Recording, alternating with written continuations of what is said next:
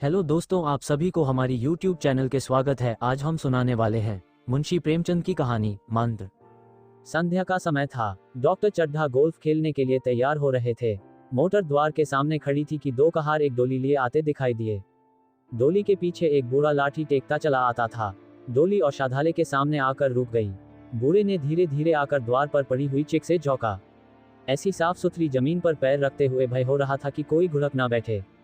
Doctor साहब को खड़े देखकर भी उसे कुछ कहने का साहस न हुआ। डॉक्टर साहब ने चिक के अंदर से गरज कर कहा, कौन है, क्या चाहता है?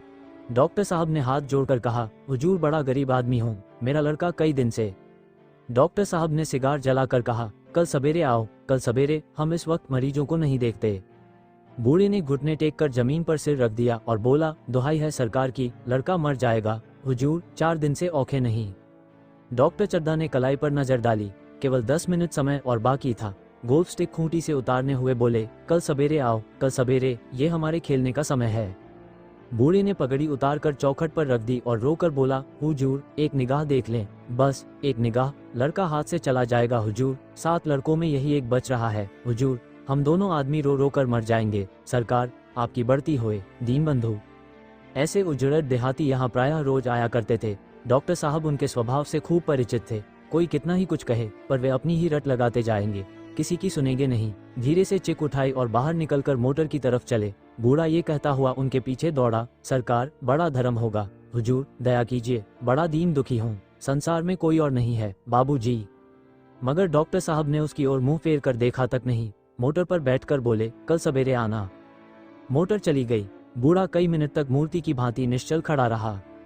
संसार में ऐसे मनुष्य भी होते हैं जो अपने आमोद प्रमोद के आगे किसी की जान की भी परवाह नहीं करते। शायद इसका उसे अब भी विश्वास न आता था। सब यह संसार इतना निर्मम, इतना कठोर है, इसका ऐसा मर्मभेदी अनुभव अब तक न हुआ था। वो उन पुराने जमाने की जीवों में था जो लगी हुई आग को बुझाने, मुर्दे को कंधा देने, किसी के छप्पर को उठाने और किसी कलह को शांत करने के लिए सदैव तैयार रहते थे। जब तक बूढ़े को मोटर दिखाई दी, वह खड़ा टकटकी लगाए उस ओर ताकता रहा। शायद उसे अब भी डॉक्टर साहब के लौट आने की आशा थी। फिर उसने कहारों से डोली उठाने को कहा। डोली जिधर से आई थी उधर ही चली गई। चारों ओर से निराश होकर वह डॉक्टर चड्ढा के पास आया था। इनकी बड़ी तारीफ सुनी थी। यहाँ से निराश होकर फिर वह किसी दूसरे डॉक्टर के पास न गया, किस्मत ठोक ली। उसी रात उसका हंसता खेलता 7 साल का बालक अपनी बाल लीला समाप्त करके इस संसार से सिधार गया। बूढ़े माँ बाप के जीवन का यही एक आधार था। इसी का मुंह देख कर जीते थे। इस दीपक के बुझते ही जीवन की अंधेरी रात भाएं भाएं करने लगी। बुढ़ापे की विशाल ममता टूटे हुए हृदय से निकलकर अंधकार आरित स्वर से रोने लगी।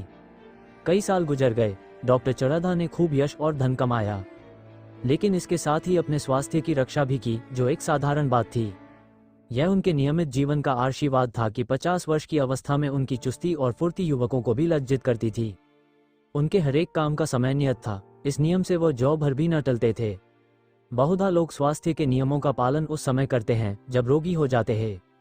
डॉक्टर चड्ढा उपचार और संयम का रहस्य खूब समझते थे। उनकी संतान संध्या भी इसी नियम के अधीन थी। उनके केवल 2 बच्चे हुए, एक लड़का और एक लड़की। तीसरी संतान न हुई, इसीलिए श्रीमती चड्ढा भी अभी जवान मालूम होती थी। लड़की का तो विवाह हो चुका था, लड़का कॉलेज में पढ़ता था। वही माता पिता के जीवन का आधार था। शील और विनय का पुतला, बड़ा ही रसिक, बड़ा ही उदार, विद्यालय का गौरव, युवक समाज की शोभा, मुखमंडल से तेज की छटा सी निकलती थी। आज उसकी 20वीं सालगिरह थी। संध्या का समय था। हरी हरी घास पर कुर्सियां बिछी हुई थी। शहर के रईस और हुकूम एक तरफ, कॉलेज के छात्र दूसरी तरफ बैठे भोजन कर रहे थे। बिजली के प्रकाश से सारा मैदान जगमगा रहा था। आमोद प्रमोद का सामान भी जमा था। छोटा सा प्रहसन खेलने की तैयारी थी। प्रहसन स्वयं कैलाशनाथ ने लिखा था। वही मुख्य एक्टर भी था। इस समय वह एक रेशमी कमीज पहने, नंगे सिर, नंगे पांव, इधर से उधर मित्रों की आव भगत में लगा हुआ था। कोई पुकारता, कैलाश जरा इधर आना। कोई उधर से बुलाता, कैलाश क्या उधर ही रहोगे। सभी उसे छोड़ते थे, चुहले करते थे। बेचारे को जरा दम मारने का अवकाश न मिलता था। सहसा एक रमणी ने उसके पास आकर पूछा, क्यों कैलाश, तुम्हारे सांप कहाँ हैं, जरा मुझे दिखा दो। कैलाश ने उससे हाथ मिलाकर कहा, मृणालिनी इस वक्त क्षमा करो, कल दिखा दूंगा। मृणालिनी ने आग्रह किया, जी नहीं, तुम्हें दिखाना पड़ेगा, मैं आज नहीं मानने की। तुम रोज कल कल करते हो। मृणालिनी और कैलाश दोनों सहपाठी थे और एक दूसरे के प्रेम में पगे हुए। कैलाश को सांपों के पालने, खिलाने और नचाने का शौक था। तरह तरह के सांप पाल रखे थे। उनके स्वभाव और चरित्र की परीक्षा करता रहता था। थोड़े दिन हुए उसने विद्यालय में सांपों पर एक माके का व्याख्यान दिया था। सांपों को नचा कर दिखाया भी था। प्राणिशास्त्र के बड़े बड़े पंडित भी यह व्याख्यान सुनकर दंग रह गए थे। यह विद्या उसने एक बड़े सपेरे से सीखी थी। सांपों की जड़ी बूटियां जमा करने का उसे मरज था। इतना पता भर मिल जाए कि किसी व्यक्ति के पास कोई अच्छी जड़ी है, फिर उसे चैन न आता था, उसे लेकर ही छोड़ता था। यही व्यसन था। इस पर हजारों रुपए फूंक चुका था। मृणालिनी कई बार आ चुकी थी, पर कभी सांपों को देखने के लिए इतनी उत्सुक न हुई थी। कह नहीं सकते आज उसकी उत्सुकता सचमुच जाग गई थी, या वह कैलाश पर अपने अधिकार का प्रदर्शन करना चाहती थी, पर उसका आग्रह बेमौका था। उस कोठरी में कितनी भीड़ लग जाएगी, भीड़ को देखकर सांप कितने चौंकेंगे और रात के समय उन्हें छेड़ा जाना कितना बुरा लगेगा। इन बातों का उसे जरा भी ध्यान न आया। कैलाश ने कहा, नहीं, कल जरूर दिखा दूंगा। इस वक्त अच्छी तरह दिखा भी तो न सकूंगा, कमरे में तिल रखने को भी जगह न मिलेगी। एक महाशय ने छेड़ कर कहा, दिखा क्यों नहीं देते, जरा सी बात के लिए इतना टाल मटोल कर रहे हो। मिस गोविंद, हरगिज न मानना, देखे कैसे नहीं दिखाते। दूसरे महाशय ने और रद्दा चढ़ाया, मिस गोविंद इतनी सीधी और भोली हैं, तभी आप इतना मिजाज करते हैं। दूसरे सुंदरी होती तो इसी बात पर बिगड़ खड़ी होती। तीसरे साहब ने मजाक उड़ाया, अजी बोलना छोड़ देती। भला कोई बात है, इस पर आपका दावा है कि मृणालिनी के लिए जान हाजिर है। मृणालिनी ने देखा कि ये शोहदे उसे रंग पर चढ़ा रहे हैं, तो बोली, आप लोग मेरी वकालत न करें, मैं खुद अपनी वकालत कर लूंगी। मैं इस वक्त सांपों का तमाशा नहीं देखना चाहती, चलो। छुट्टी हुई। इस पर मित्रों ने ठट्टा लगाया। एक साहब बोले, देखना तो आप सब कुछ चाहें, पर दिखाए भी तो। कैलाश को मृणालिनी की झेपी हुई सूरत को देखकर मालूम हुआ कि इस वक्त उनका इनकार वास्तव में उसे बुरा लगा है। ज्यों ही प्रीति भोज समाप्त हुआ और गाना शुरू हुआ, उसने मृणालिनी और अन्य मित्रों को सांपों के दरबे के सामने ले जाकर महुआ बजाना शुरू किया। फिर एक एक खाना खोलकर एक एक सांप को निकालने लगा। वाह, क्या कमाल था। ऐसा जान पड़ता था कि वे कीड़े उसकी एक एक बात, उसके मन का एक एक भाव समझते हैं। किसी को उठा लिया, किसी को गर्दन में डाल लिया, किसी को हाथ में लपेट लिया। मृणालिनी बार बार मना करती कि इन्हें गर्दन में न डालो, दूर ही से दिखा दो, बस जरा नचा दो। कैलाश की गर्दन में सांपों को लिपटते देखकर उसकी जान निकली जाती थी। पछता रही थी कि मैंने व्यर्थ ही इनसे सांप दिखाने को कहा, मगर कैलाश एक न सुनता था। प्रेमिका के सम्मुख अपने सर्पकला प्रदर्शन का ऐसा अवसर पाकर वह कब चूकता। एक मित्र ने टीका की, दांत तोड़ डाले होंगे। कैलाश हंसकर बोला, दांत तोड़ डालना मदारियों का काम है, किसी के दांत नहीं तोड़ गए, कहिए तो दिखा दूं। कहकर उसने एक काले सांप को पकड़ लिया और बोला, मेरे पास इससे बड़ा और जहरीला सांप दूसरा नहीं है। अगर किसी को काट ले तो आदमी आनन फानन में मर जाए, लहर भी ना आए। इसके कांटे पर मंत्र नहीं, इसके दांत दिखा दूं। मृणालिनी ने उसका हाथ पकड़कर कहा, नहीं नहीं कैलाश, ईश्वर के लिए इसे छोड़ दो, तुम्हारे पैरों पड़ती हूँ। इस पर एक दूसरे मित्र बोले, मुझे तो विश्वास नहीं आता, लेकिन तुम कहते हो तो मान लूंगा। कैलाश ने सांप की गर्दन पकड़कर कहा, नहीं साहब, आप आंखों से देखकर मानिए। दांत तोड़कर वश में किया तो क्या, सांप बड़ा समझदार होता है। अगर उसे विश्वास हो जाए कि इस आदमी से मुझे कोई हानि न पहुंचेगी, तो वो उसे हरगिज न काटेगा। मृणालिनी ने जब देखा कि कैलाश पर इस वक्त भूत सवार है, तो उसने ये तमाशा न करने के विचार से कहा, अच्छा भाई, अब यहाँ से चलो। देखा, गाना शुरू हो गया है, आज मैं भी कोई चीज सुनाऊंगी। ये कहते हुए उसने कैलाश का कंधा पकड़कर चलने का इशारा किया और कमरे से निकल गई। मगर कैलाश विरोधियों का शंका समाधान करके ही दम लेना चाहता था। उसने सांप की गर्दन पकड़कर जोर से दबाई, इतनी जोर से इबाई कि उसका मुंह लाल हो गया, देह की सारी नसें तन गईं। सांप ने अब तक उसके हाथों ऐसा व्यवहार न देखा था। उसकी समझ में न आता था कि यह मुझसे क्या चाहते हैं। उसे शायद भ्रम हुआ कि मुझे मार डालना चाहते हैं, अतः वो आत्मरक्षा के लिए तैयार हो गया। कैलाश ने उसकी गर्दन खूब दबाकर मुंह खोल दिया और उसके जहरीले दांत दिखाते हुए बोला, जिन सज्जनों को शक हो आकर देख लें। आया विश्वास या अब भी कुछ शक है? मित्रों ने आकर उसके दांत देखे और चकित हो गए। प्रत्यक्ष प्रमाण के सामने संदेह को स्थान कहाँ। मित्रों का शंका निवारण करके कैलाश ने सांप की गर्दन ढीली कर दी और उसे जमीन पर रखना चाहा, पर वह काला गेहूंवन क्रोध से पागल हो रहा था। गर्दन नरम पड़ते ही उसने सिर उठाकर कैलाश की उंगली में जोर से काटा और वहां से भागा। कैलाश की उंगली से टप टप खून टपकने लगा। उसने जोर से उंगली दबा ली और अपने कमरे की तरफ दौड़ा। वहां मेज की दराज में एक जड़ी रखी हुई थी, जिसे पीसकर लगा देने से घातक विष भी रफू हो जाता था। मित्रों में हलचल पड़ गई। बाहर महफिल में भी खबर हुई। डॉक्टर साहब घबराकर दौड़े। फौरन उंगली की जड़ कसकर बौंदी गई और जड़ी पीसने के लिए दी गई। डॉक्टर साहब जड़ी के कायल न थे। वो उंगली का डसा भाग नश्तर से काट देना चाहते, मगर कैलाश को जड़ी पर पूर्ण विश्वास था। मृणालिनी पियानो पर बैठी हुई थी। ये खबर सुनते ही दौड़ी और कैलाश की उंगली से टपकते हुए खून को रुमाल से पोंछने लगी। जड़ी पीसी जाने लगी, पर उसी 1 मिनट में कैलाश की आंखें झपकने लगी, ओठों पर पीलापन दौड़ने लगा, यहाँ तक कि वह खड़ा न रह सका, फर्श पर बैठ गया। सारे मेहमान कमरे में जमा हो गए, कोई कुछ कहता था, कोई कुछ। इतने में जड़ी पीस कर आ गई। मृणालिनी ने उंगली पर लेप किया। 1 मिनट और बीता, कैलाश की आंखें बंद हो गईं। वह लेट गया और हाथ से पंखा झलने का इशारा किया। माँ ने दौड़कर उसका सिर गोद में रख लिया और बिजली का टेबल फैन लगा दिया। डॉक्टर साहब ने झुककर पूछा, कैलाश कैसी तबीयत है? कैलाश ने धीरे से हाथ उठा लिए, पर कुछ बोल न सका। मृणालिनी ने करुण स्वर में कहा, क्या जड़ी कुछ असर न करेगी? डॉक्टर साहब ने सिर पकड़कर कहा, क्या बतलाऊं, मैं इसकी बातों में आ गया, अब तो नश्तर से भी कुछ फायदा ना होगा। आध घंटे तक यही हाल रहा। कैलाश की दशा प्रतिक्षण बिगड़ती जाती थी, यहाँ तक कि उसकी आंखें पतरा गई, हाथ पांव ठंडे पड़ गए, मुख की कांति मलिन पड़ गई, नाड़ी का कहीं पता नहीं। मौत के सारे लक्षण दिखाई देने लगे। घर में कोहराम मच गया। मृणालिनी एक और सिर पीटने लगी, माँ अलग पछाड़े खाने लगी। डॉक्टर चड्ढा को मित्रों ने पकड़ लिया, नहीं तो वह नश्तर अपनी गर्दन पर मार लेते। एक महाशय बोले, कोई मंत्र झाड़ने वाला मिले तो संभव है अब भी जान बच जाए। एक मुसलमान सज्जन ने इसका समर्थन किया, अरे साहब, कब्र में पड़ी हुई लाशें जिंदा हो गई हैं, ऐसे ऐसे बाकमाल पड़े हुए हैं। डॉक्टर चड्ढा बोले, मेरी अक्ल पर पत्थर पड़ गया था कि इसकी बातों में आ गया, नश्तर लगा देता तो यह नौबत ही क्यों आती। बार बार समझाता रहा कि बेटा सांप न पालो, मगर कौन सुनता था। बुलाए, किसी झाड़ फूंक करने वाले ही को बुलाए, मेरा सब कुछ ले ले, मैं अपनी सारी जायदाद उसके पैरों पर रख दूंगा, लंगोटी बांध कर घर से निकल जाऊंगा, मगर मेरा कैलाश, मेरा प्यारा कैलाश उठ बैठे, ईश्वर के लिए किसी को बुलवाए। एक महाशय का किसी झाड़ने वाले से परिचय था, वह दौड़कर उसे बुला लाए, मगर कैलाश की सूरत देखकर उसे मंत्र चलाने की हिम्मत न पड़ी। बोला, अब क्या हो सकता है सरकार, जो कुछ होना था हो चुका। अरे मूर्ख, ये क्यों नहीं कहता कि जो कुछ न होना था वह कहाँ हुआ? माँ बाप ने बेटे का सेहरा कहाँ देखा? मृणालिनी का कामना तरु क्या पल्लव और पुष्प से रंजित हो उठा। मन के वह स्वर्ण स्वप्न जिनसे जीवन आनंद का स्रोत बना हुआ था, क्या पूरे हो गए? जीवन के नृत्यमय तारिका मंडित सागर में आमोद की बहार लूटते हुए क्या उनकी नौक जलमग्न नहीं हो गई? जो न होना था वह हो गया।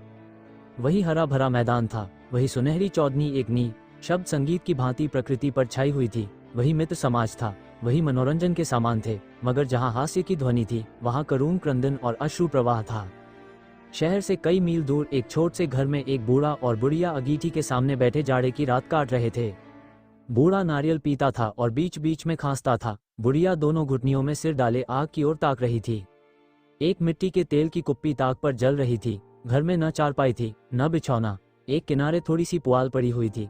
इसी कोठरी में एक चूल्हा था। बुढ़िया दिन भर उपले और सूखी लकड़ियां बटोरती थी, बूढ़ा रस्सी बटकर बाजार में बेच आता था, यही उनकी जीविका थी। उन्हें न किसी ने रोते देखा न हंसते, उनका सारा समय जीवित रहने में कट जाता था। मौत द्वार पर खड़ी थी, रोने या हंसने की कहाँ फुर्सत। बुढ़िया ने पूछा, कल के लिए सन तो है नहीं, काम क्या करोगे? जाकर झगड़ू साह से 10 सेर सन उधार लाऊंगा। उसके पहले के पैसे तो दिए ही नहीं, और उधार कैसे देगा? न देगा न सही, घास तो कहीं नहीं गई, दोपहर तक क्या 2 आने की भी न काटूंगा। इतने में एक आदमी ने द्वार पर आवाज दी, भगत भगत, क्या सो गए, जरा किवाड़ खोलो। भगत ने उठकर किवाड़ खोल दिए। एक आदमी ने अंदर आकर कहा, कुछ सुना? डॉक्टर चड्ढा बाबू के लड़के को सांप ने काट लिया। भगत ने चौंक कर कहा, चड्ढा बाबू के लड़के को? वही चड्ढा बाबू है ना, जो छावनी में बंगले में रहते हैं? हाँ हाँ वही। शहर में हल्ला मचा हुआ है, जाते हो तो जाओ, आदमी बन जाओगे। बूढ़े ने कठोर भाव से सिर हिलाकर कहा, मैं नहीं जाता, मेरी बला जाए, वही चड्ढा है, खूब जानता हूँ। भैया लेकर उन्हीं के पास गया था, खेलने जा रहे थे, पैरों पर गिर पड़ा कि एक नज़र देख लीजिए, मगर सीधे मुंह से बात तक न की। भगवान बैठे सुन रहे थे। अब जान पड़ेगा कि बेटे का गम कैसा होता है। कई लड़के हैं? नहीं जी, यही तो एक लड़का था, सुना है, सबने जवाब दे दिया है। भगवान बड़ा कारसाज है। उस वक्त मेरी आंखें से आंसू निकल पड़े थे, पर उन्हें तनिक भी दया न आई थी। मैं तो उनके द्वार पर होता तो भी बात न पूछता। तो न जाओगे? हमने जो सुना था सो कह दिया। अच्छा किया, अच्छा किया। कलेजा ठंडा हो गया, आंखें ठंडी हो गई, लड़का भी ठंडा हो गया होगा। तुम जाओ, आज चैन की नींद सोऊंगा। बुढ़िया से, जरा तंबाकू ले ले, एक चिलम और पीऊंगा, अब मालूम होगा लाला को, सारी साहबी निकल जाएगी। हमारा क्या बिगड़ा? लड़के के मर जाने से कुछ राज तो नहीं चला गया? जहाँ 6 बच्चे गए थे वहाँ एक और चला गया, तुम्हारा तो राज सुना हो जाएगा। उसी के वास्ते सबका गला दबा दबा कर जोड़ा था ना। अब क्या करोगे? एक बार देखने जाऊंगा, पर कुछ दिन बाद मिजाज का हाल पूछूंगा। आदमी चला गया। भगत ने किवाड़ बंद कर लिए, तब चिलम पर तंबाकू रखकर पीने लगा। बुढ़िया ने कहा, इतनी रात गए जाड़े पाले में कौन जाएगा? अरे दोपहर ही होता तो मैं न जाता, सवारी दरवाजे पर लेने आती तो भी न जाता, भूल नहीं गया हूँ। पन्ना की सूरत आंखों में फिर रही है। इस निर्दयी ने उसे एक नज़र देखा तक नहीं। क्या मैं न जानता था कि वह न बचेगा? खूब जानता था। चड्ढा भगवान नहीं थे कि उनके एक निगाह देख लेने से अमृत बरस जाता, नहीं, खाली मन की दौड़ थी। अब किसी दिन जाऊंगा और कहूंगा, क्यों साहब कहिए, क्या रंग है? दुनिया बुरा कहेगी, कहे, कोई परवाह नहीं। छोटे आदमियों में तो सब ऐब है, बड़ों में कोई ऐब नहीं होता, देवता होते हैं। भगत के लिए ये जीवन में पहला अवसर था कि ऐसा समाचार पाकर वह बैठा रह गया हो। 80 वर्ष के जीवन में ऐसा कभी न हुआ था कि सांप की खबर पाकर वह दौड़ न गया हो। माघ पूस की अंधेरी रात, चैत बैसाख की धूप और लू, सावन भादों की चढ़ी हुई नदी और नाले, किसी की उसने कभी परवाह न की। वह तुरंत घर से निकल पड़ता था। स्वार्थ, निष्काम, लेन देन का विचार कभी दिल में आया नहीं। ये सा काम ही न था। जान का मूल्य कौन दे सकता है? यह एक पुण्य कार्य था। सैकड़ों निराशों को उसके मंत्रों ने जीवन दान दे दिया था, पर आप वह घर से कदम नहीं निकाल सका। ये खबर सुनकर सोने जा रहा है। बुढ़िया ने कहा, तमाकू अंगीठी के पास रखी हुई है, उसके भी आज 2.5 पैसे हो गए। देती ही न थी।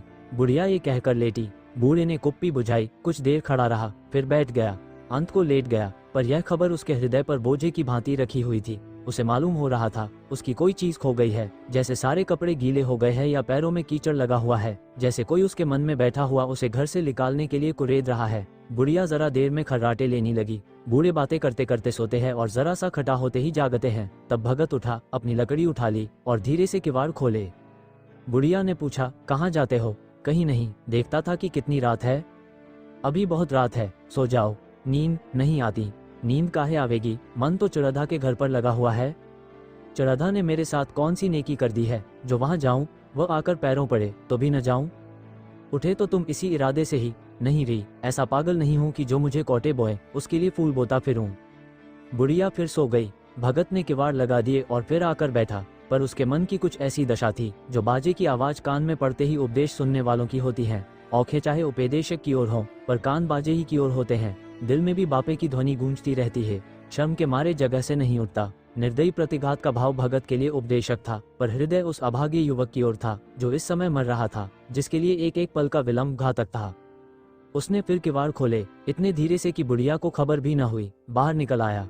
उसी वक्त गौ को चौकीदार गश्त लगा रहा था। बोला, कैसे उठे भगत? आज तो बड़ी सर्दी है, कहीं जा रहे हो क्या? भगत ने कहा, नहीं जी, जाऊंगा कहाँ, देखता था अभी कितनी रात है, भला के बजे होंगे?